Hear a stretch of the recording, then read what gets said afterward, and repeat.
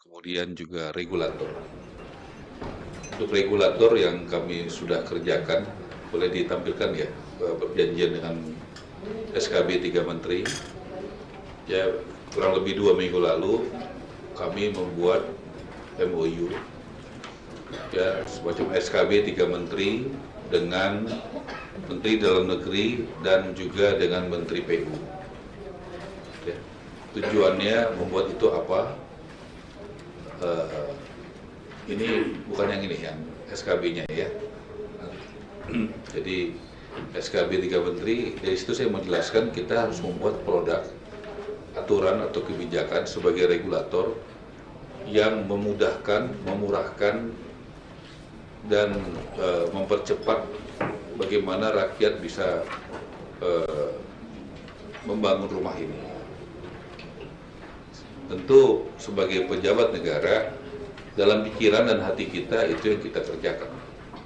Bagaimana regulasi, policy yang kita buat itu harus arahnya ke sana. Bagi saya, bagi kami, tentu itu ya, mempermudah, mempermurah, dan mempercepat. BPHTB di daerah itu yang selama ini 5% itu jadi 0. Kedua juga biaya pengurusan itu selama ini ada biayanya jadi 0. Kemudian pengurusan dulu sertifikat hak milik, sekarang PBG itu ya dari 45 hari jadi 10 hari.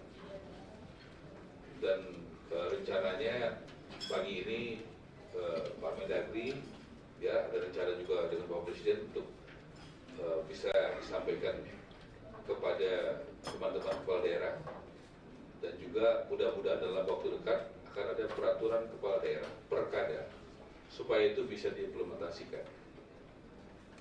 Jadi itu saya rasa satu hal yang teman-teman kalau nanti reses bisa sampaikan kepada masyarakat pemilih, kepada konstituen, bahwa dengan kebijakan belum sampai 90-60 hari sudah ada suatu kebijakan yang pro rakyat yang kita buat yang menyangkut soal perumahan. Yang kedua yang menyangkut soal fasilitator. Fasilitator coba disampaikan. Fasilitator itu stakeholder kami diantaranya adalah pengembang, karena yang membangun itu yang paling banyak adalah swadaya, masyarakat sendiri. Yang kedua itu pengembang, yang ketiga itu pemerintah. Pemerintah itu paling membangunnya paling sedikit. Nah, kemudian ada pengembang, kemudian masyarakat. Kami sudah membuat pertemuan dalam beberapa hari kami menjabat. Itu ada kami atur pertemuan di kantor PU karena kami tidak punya tempat yang besar, dengan semua stakeholder yang ada, asosiasi dan sebagainya.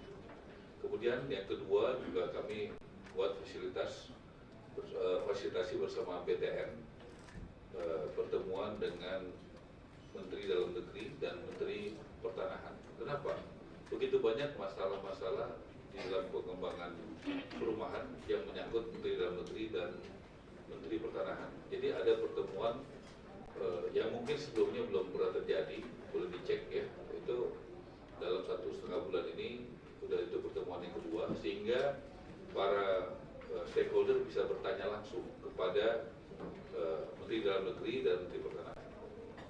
Kemudian kurang lebih 10 hari lalu kami juga mengadakan pertemuan yang ketiga, karena berdasarkan permintaan stakeholder perlunya pertemuan dengan Menteri Lingkungan Hidup, Menteri Investasi, Menteri Keuangan, Menteri BUMN, OJK, dan Dirut PLN. Kami juga fasilitasi pertemuan yang ketiga. Itu dalam fungsi sebagai fasilitator. Dan di situ juga para stakeholder bisa bertanya langsung mengenai kesulitan-kesulitannya.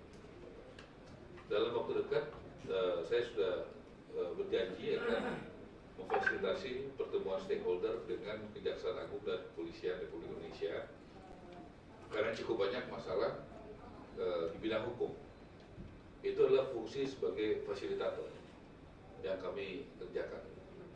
Jadi kami ingin yang tidak jelas dibuat jelas, yang tidak detail dibuat detail, komunikasinya juga direct gitu ya, jadi nggak berbelit-belit. Jadi supaya itu pertemuan-pertemuan itu bisa dijalankan. Mudah-mudahan dalam waktu dekat kami akan membuat pertemuan lagi dengan kepolisian, bisa Kapolri dan juga Jaksa Agung, supaya masalah-masalah yang menyangkut hukum itu akan bisa lebih diselesaikan. Jadi tadi sudah fasilitator, sudah regulator, kemudian juga operator. Saya mulai saja langsung dari anggaran kami. Anggaran kami 2024 ini ada 14 triliun. 2000 saya mau teman-teman juga punya pemahaman yang sama dulu dengan kami. 2024 anggaran kami itu ada 14 triliun. Dengan 14 triliun itu kita hanya bisa membangun, kalau datanya sekitar 250.000 rumah. Tidak sampai 300.000 rumah. Tolong yang 2024.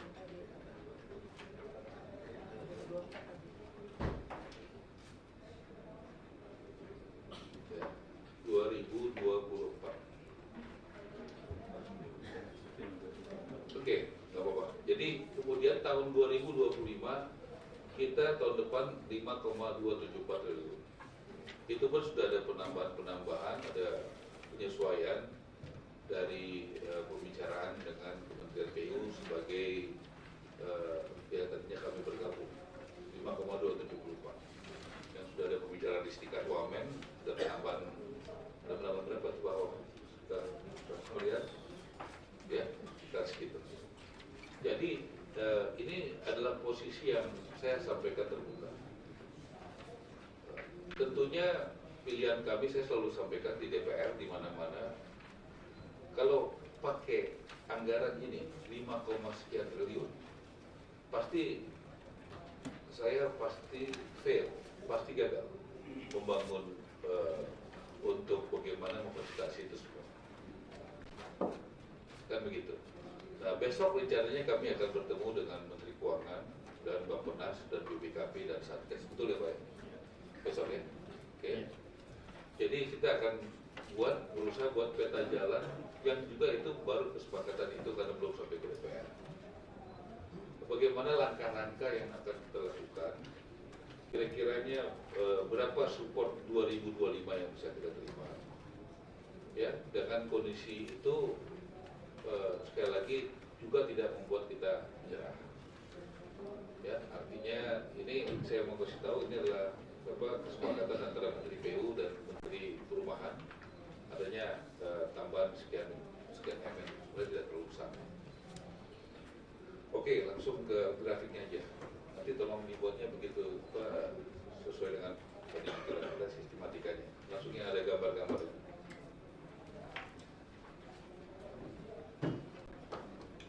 Yang buat ya.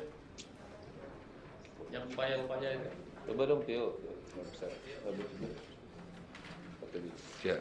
Jadi teman-teman, ini terus terang desain pemikiran saya. Kita terlatih sebagai aktivis, sebagai politisi, sebagai apapun, tidak kalah dengan situasi yang sulit.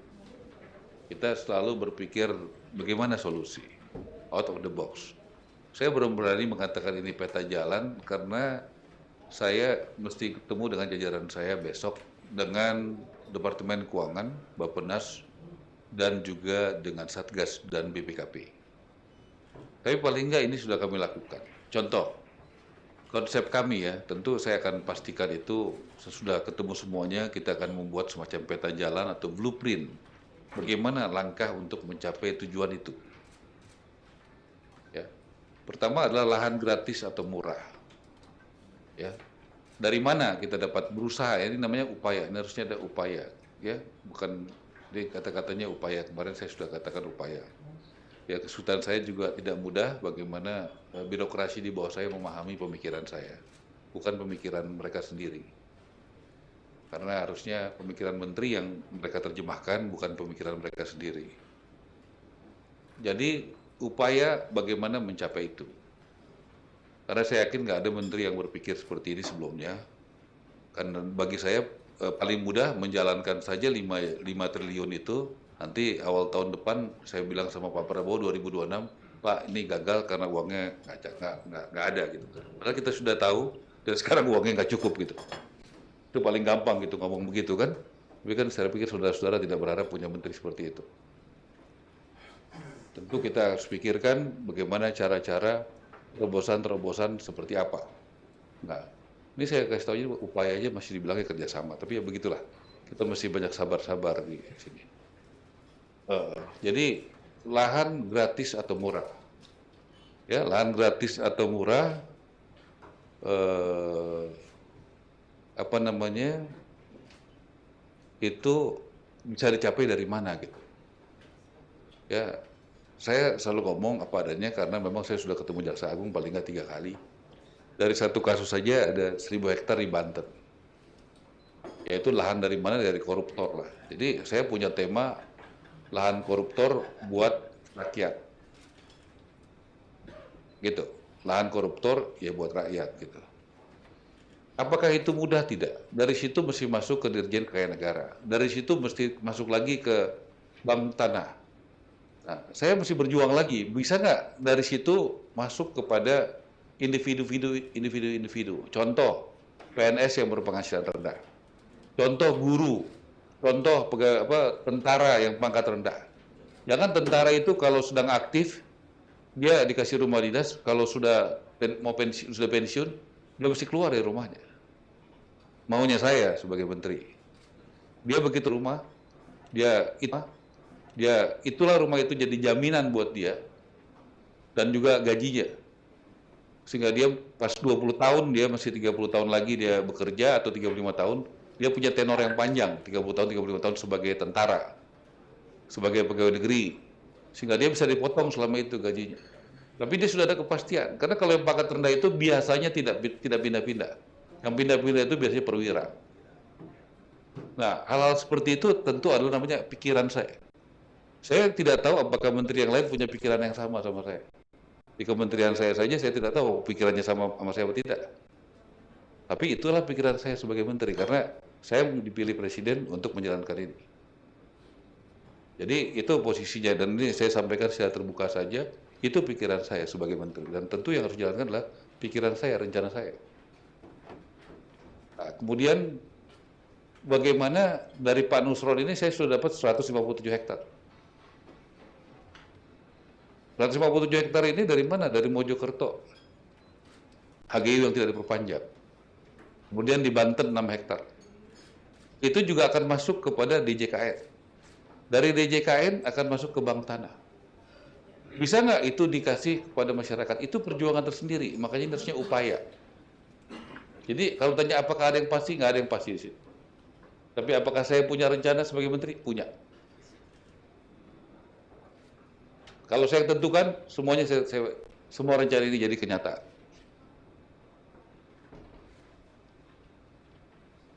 Karena saudara tahu bahwa kewenangan di negara ini sudah terbagi, menteri-menteri masing-masing punya kewenangan.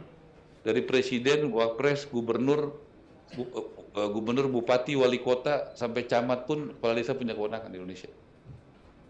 Jadi kita harus meyakinkan semuanya supaya ini pikiran ini bisa dijalankan apa tidak. Gitu.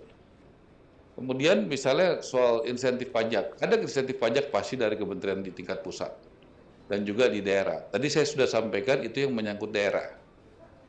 Kurang lebih 1 bulan yang lalu saya diundang bicara di rakor presiden yang buka, yang tutup wapres di Sentul, kemudian disampaikan di situ bagaimana pikiran-pikiran kita. Di situ ada kepala daerah, bupati, wali kota, gubernur, dan saya sudah sampaikan bahwa pikiran saya seperti ini. Kalian setuju nggak untuk memberikan gratis BPHTB, PBG dan lain sebagainya? Mereka jawab setuju. Ya, di situ baru saya ajak ngomong Mendagri dan juga PU, baru kita tanda tangan. Jadi teman-teman juga ada beberapa hal yang saya sampaikan yang misalnya mungkin udah pernah dengar dari media soal efisiensi. Kita biasa di korporasi itu, saya yakin teman-teman juga sebagian punya background pengusaha. Sebagai pengusaha tentunya juga biasa melakukan produktivitas dan efisiensi. Itu hal yang pasti kita kerjakan sebagai pengusaha. Saya melihat di negara ini perlu melakukan gerakan penghematan nasional, apalagi dalam rapat kabinet, Presiden sudah sampaikan, beliau baru mencoret biaya perjalanan dinas yang nggak perlu, yang keluar negeri nggak perlu, rapat-rapat di hotel-hotel yang mewah nggak perlu, Mudah-mudahan menteri-menterinya menjalankan itu, jangan hanya rapat disampaikan tapi tidak dijalankan seperti itu. Tapi kami janji di kementerian saya jalankan itu. Sampai sekarang kita nggak pernah ada rapat-rapat mewah, kita rapat selalu di kantor, bahkan sering kita rapat, habis rapat begini, biasanya saya pinjam kantor menteri yang lain untuk rapat sebentar, supaya kita efisien. Kita pinjam setengah jam, itu sudah saya lakukan di kantor Menko AHY, di kantor Pak Nusron, di Menpan RB. Jadi menurut saya efisiensi itu harus kita jalankan, bukan untuk dipidatokan. Jadi hal begitu saya tahu ada yang nyaman, ada yang tidak nyaman, tapi ya karena saya menterinya ya harus nyaman aja begitu untuk bisa menjalankan seperti itu. Dan tentunya langkah-langkah efisiensi itu juga harus ada bentuk konkretnya, yaitu namanya kalau kita di dunia bisnis itu biasa namanya kalau saya punya restoran lumayan banyak ya, termasuk di luar negeri juga, namanya central kitchen. Jadi kalau kita beli beras misalnya buat satu restoran dengan 10 atau 20, 30 restoran itu berbeda. Nah kalau kita di dunia kontraktor atau developer namanya central purchasing. Central purchasing itu misalnya kita belanja semen gitu 100 miliar, 30 miliar, itu pasti ada diskonnya. Kalau kita belanja ini kan berapa ratus terafiliasi ya dengan properti ini, mulai dari cat, kayu, lampu, segala macam. Jadi itu harus bisa dibuat efisiensi. Ya tentu ada yang nggak suka, ada yang suka. Yang biasa main-main dengan fee dan sebagainya pasti nggak suka dengan rasa saya. Ya, tapi saya lakukan itu, gitu. Karena memang Presiden Prabowo melakukan itu. Itu saya sebagai anak buahnya harus melakukan itu. Saya akan cari ahli IT yang bisa melakukan itu. Apakah itu melanggar aturan? Saya pikir tidak ada aturan yang melanggar. Saya pikir kita sebagai pejabat pemerintah tidak hanya berpikir bagaimana mengamankan uang negara, bagaimana sesuai aturan hukum, tapi juga harus lebih efisien pada saat negara kita, menurut saya, sangat membutuhkan uang hari ini.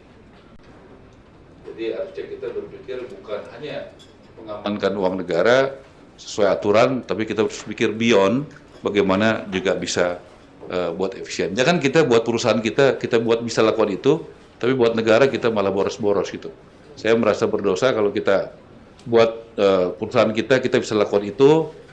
Terlalu banyak contoh negara kalah dalam dunia usaha, bagaimana Lion mengalahkan Garuda, bagaimana PTB kita pasti lebih tidak efisien daripada perusahaan-perusahaan sawit swasta, bagaimana perusahaan-perusahaan asuransi kita banyak dikorupsi kalah dengan asuransi swasta, bagaimana kontraktor kita juga kalah dengan yang swasta karena korupsi dan tidak efisien.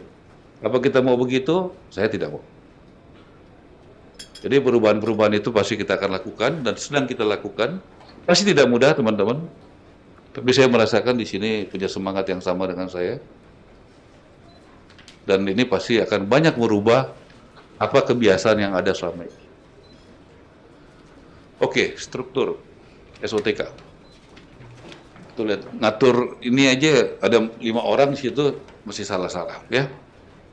Coba yang ngatur antara yang kita mau baca masih ini realita kita gitu. Saya mau 2 bulan jadi menteri masih belum bisa sama apa yang pikiran saya dan apa yang taruh sini. Ini masih di dalam ini. Dalam mau 2 bulan ini. Tapi ya begitu, kita kan nggak boleh menyerah. Mungkin ada yang pengen saya menyerah, saya nggak akan menyerah. Saya hadapi aja. Jadi menteri, wakil menteri, irjen saya ini dari Jaksa Agung. Yang inspektorat khusus ini dari KPK, 3 ini dari BPKP, dan 1 lagi kalau tidak salah dari Kejaksaan atau Kepolisian.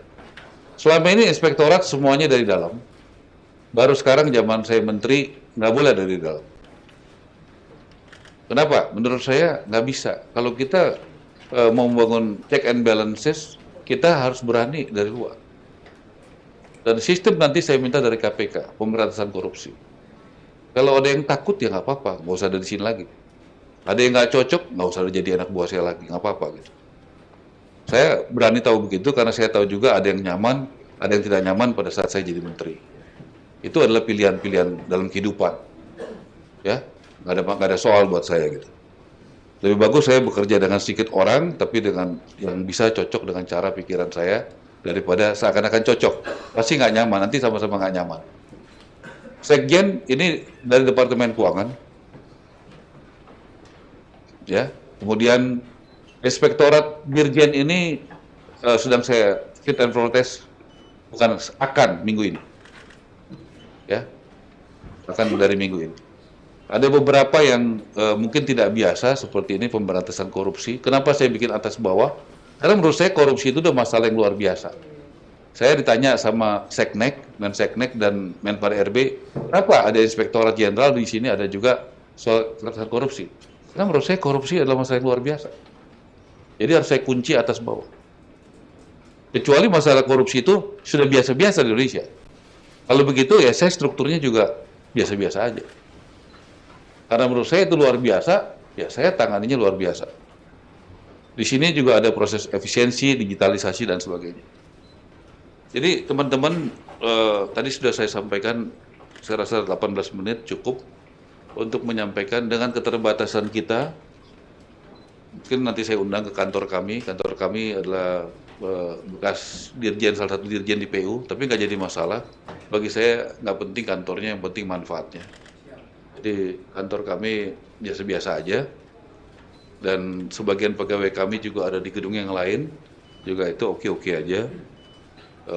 Anggaran yang ada juga belum tahu kita bisa dapat tambahan seberapa banyak, karena nggak ada kepastian juga, ya. Dan kita akan maksimalkan dengan yang ada, ya. Kita akan maksimalkan dengan yang ada, dan saya rasa itu bukan kami biasa dalam tekanan, dalam ya berbagai macam proses-proses situasi. Ya, pilihan kita cuma dua aja, gitu ya. Frustasi menerima situasi, atau kita tetap semangat dan kreatif. Ya, saudara tahu dengan apa yang saya sampaikan di mana pilihan saya. Jadi saya rasa itu, mudah-mudahan apa yang saya sampaikan ada gunanya. Terima kasih. Wassalamualaikum warahmatullahi wabarakatuh. Terima kasih Pak Menteri, luar biasa. Ini membuka pemikiran baru kepada kita juga. Efisiensi ini penting sekali. Tapi kami juga yakin, kami dari DPD juga yakin pemberantasan korupsi ini bisa menambah sebenarnya APBN kita yang banyak tergerus untuk hal-hal yang tidak efisien. Terima kasih juga. Kami mau menyampaikan juga Pak Menteri dan Pak Wakil Menteri bahwa kami Komite 2 ini dengan nomenklatur baru kementerian ini ada berurusan dengan BUMN secara operasionalnya, kemudian Kementerian PU, kemudian PKP, Perhubungan, Pertanian, Lingkungan Hidup. Jadi ada sekitar berapa belas kementerian dan badan, dan kami juga nanti akan membentuk tim A dan B, dan untuk itu kami akan hadir di kantor Pak Menteri untuk membagi fungsi tugas kami sehingga kegiatan-kegiatan kita di daerah di seluruh provinsi. Nah, ini memang bedanya kalau di DPR komisi itu belum tentu semua provinsi, Bang Fahri. Kalau DPD di setiap komite mewakili 38 provinsi. Jadi suaranya ini mewakili untuk semua. Untuk diskusi saya akan serahkan kepada Wakil Ketua Angelo Angelius Wakekako untuk memimpin, dan teman-teman silahkan nanti namanya, provinsinya, dan to the point apa hal-hal nanti kita akan sampai kepada persetujuan bersama dengan kementerian bahwa nanti kegiatan-kegiatan kementerian kita DPD RI akan siap untuk melaksanakannya, dan setiap ada agenda kementerian di provinsi kita DPD RI siap dan diminta untuk bisa bersama-sama dalam kegiatan.